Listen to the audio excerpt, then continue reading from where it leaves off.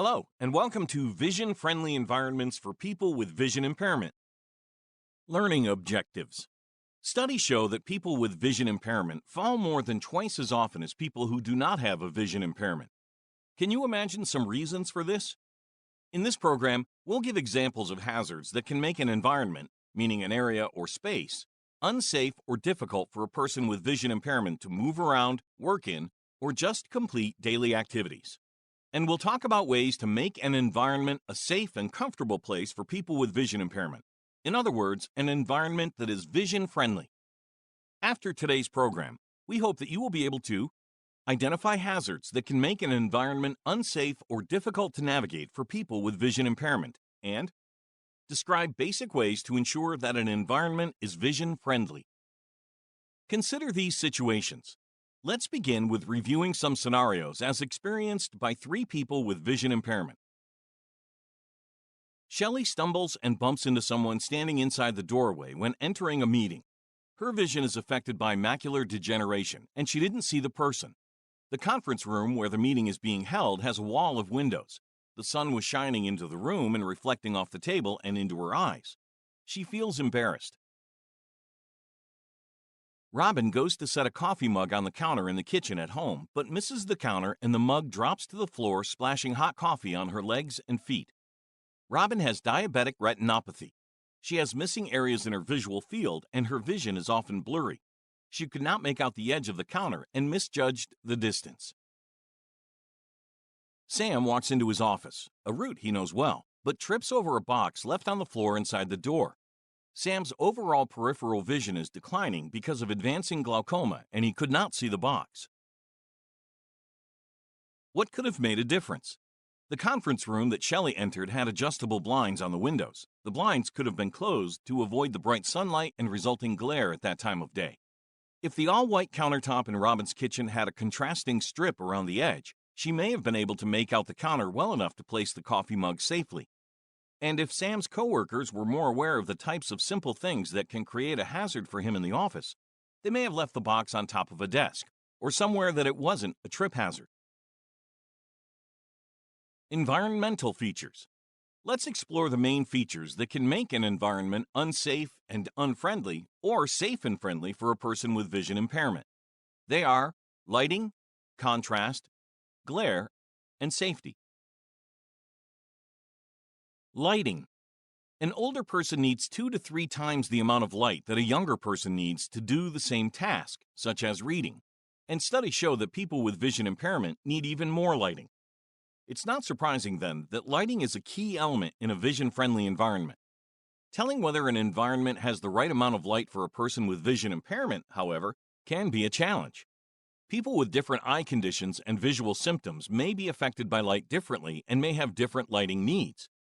For example, people with peripheral vision loss from glaucoma or retinitis pigmentosa need more lighting to perform tasks and for safety. On the other hand, people with cataracts or photophobia may be sensitive to bright light and will be more comfortable in lower, subdued light levels. In general, a well-lit environment has a combination of light sources, including natural light. Task lighting, such as a reading lamp, is a good option to allow people to control the amount of light they need for a specific task. Types of light. Different types of light have different characteristics. Sunlight provides the best type of light, but it can create glare problems, and it isn't as consistent as light from a light bulb.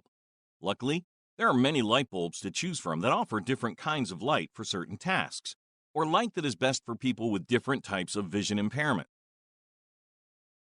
Incandescent bulbs and halogen bulbs are probably the most familiar and have been used for a long time. They provide varied brightness and are good for task lighting. However, these bulbs are not energy efficient and can get dangerously hot. For these reasons, both light bulbs were banned from sale in the United States as of August 1, 2023. Fluorescent bulbs are good for general lighting. Some bulbs are dimmable. They reach full illumination instantly and have a long life. Fluorescent tubes provide either cool white light or warm white light, which has to do with the wavelength of colors they emit. In general, warm light is preferable for those with eye conditions affecting the retina, such as macular degeneration. Check the package to see if the light is on the cool side or the warm side. LED light bulbs are efficient and offer quality light and brightness for people with vision impairment. In fact, a 13-watt LED bulb can emit the equivalent of 60 watts. Although they may cost more compared to some other bulbs, LED bulbs have a long life, ranging from 30,000 to 100,000 hours. These bulbs are generally a good choice for a vision-friendly environment. Light levels. With age, everyone's eyes take a little longer to adjust to changing light levels. Think about walking from a sunny day into a dark movie theater, or from a dark theater into a sunny day. We all might have to stop to let our eyes adjust. This can be even more of an issue for people with certain types of vision impairment. Also, some people have trouble seeing in extreme light or dark conditions in general. It is important, therefore, to ensure that light levels are uniform from one area or room to another. Additional lighting, lights that can be adjusted using dimmer switches, and controlling light coming in from the outside are some ways to create uniform lighting. General tips for creating vision-friendly lighting include: use safe and effective light bulbs, such as LED bulbs. Replace burned-out light bulbs right away. Ensure all light bulbs are covered in a light fixture or with a lampshade. Aim light so it is pointed toward the task being performed, not toward the person's eyes. Ensure uniform light levels from room to room and throughout a space, so there are no shadows. Light enclosed storage areas as well as inside and under cabinets, especially in the kitchen. And lastly, use night lights where appropriate, such as bathrooms and hallways.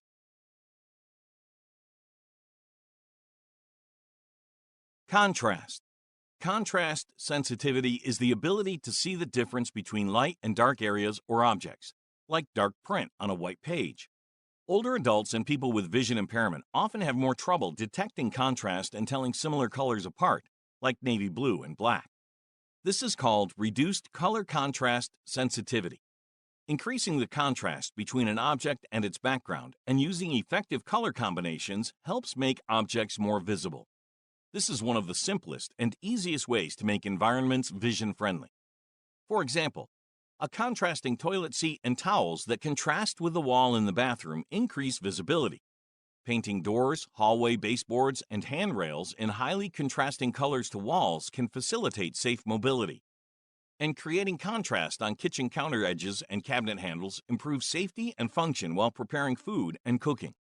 This doesn't require an expensive renovation either. The contrast can be created by simply putting colored tape along the edge of the counter and around door and drawer pulls. While black and white contrast is the easiest to achieve, some color combinations are more effective than others. For example, beige, white on white, and pastel color schemes, as well as bold patterns, should be avoided. But high contrast colors like dark blue on a beige background or white on a dark blue background heighten visibility.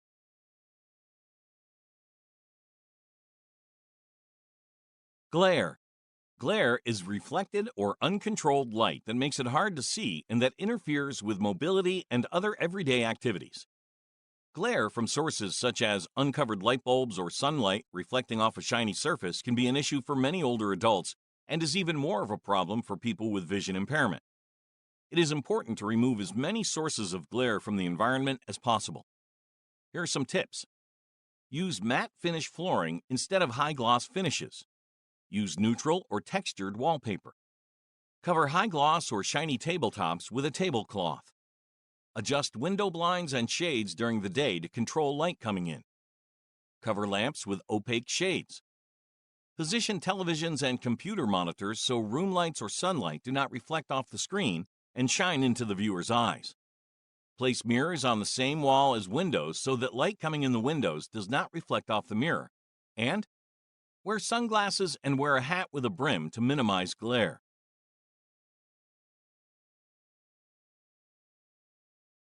Safety. What does this photo look like to you? A sidewalk? A walkway? A ramp? It's actually the view looking down when standing at the top of this stairway that leads into an office building on a busy city street. The steps are low rise, a solid gray color, and have gray railings spaced very far apart. Not only are these steps difficult for a person with vision impairment to see, they pose a real safety hazard for anyone, especially when walking down. Key safety features in a vision-friendly environment are textured, contrasting colored strips on all steps and railings in contrasting visible colors. There are other things you can do to create an environment that allows people with vision impairment to navigate a space safely and more easily, and which, in fact, can reduce falls and injury for all people.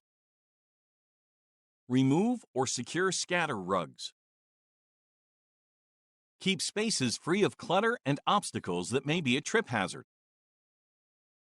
Remove objects that protrude from walls in traffic areas. Place furniture away from main traffic areas. Tuck chairs completely under tables when they are not in use. Keep all desk and file cabinet drawers closed when not in use. Do not rearrange furniture without giving people a warning. Affix brightly colored decals or strips to glass doors at eye level. Keep doors completely open or completely closed to avoid accidental bumping into partially opened doors. Place contrasting and tactile cues on emergency exits and stairway doors. Provide visual cues and signage in tactile, high-contrast format. And lastly, reduce visual clutter by removing unnecessary objects and by organizing the environment so things can be found in logical places. Create a welcoming space. Creating a welcoming space that encourages participation and personal interaction is also an important part of a truly vision-friendly environment. For example, always introduce or identify yourself by name when entering a group or encountering a person with vision impairment. If appropriate, introduce others in the group. In a group setting, include the person with vision impairment in conversation and say their name so they know when they're being addressed. Use descriptive language and be specific with directions. For example, instead of saying, "Let's go sit over there," say, "Let's go sit at the high-top table in the conference area. It's about 10 feet ahead of us on the right, and there are 4 chairs." As much as possible, create physical spaces that encourage interaction and conversation, such as arranging seats in a circle or around a table instead of in rows, and, if printed materials are being shared or if documents need to be signed, provide the materials in a large print option and make magnification devices available. Final thoughts. Today, we have talked about ways you can help make an environment safer and easier to navigate for people with vision impairment. We hope that you will put some of these tips into practice and will pass the information along to others.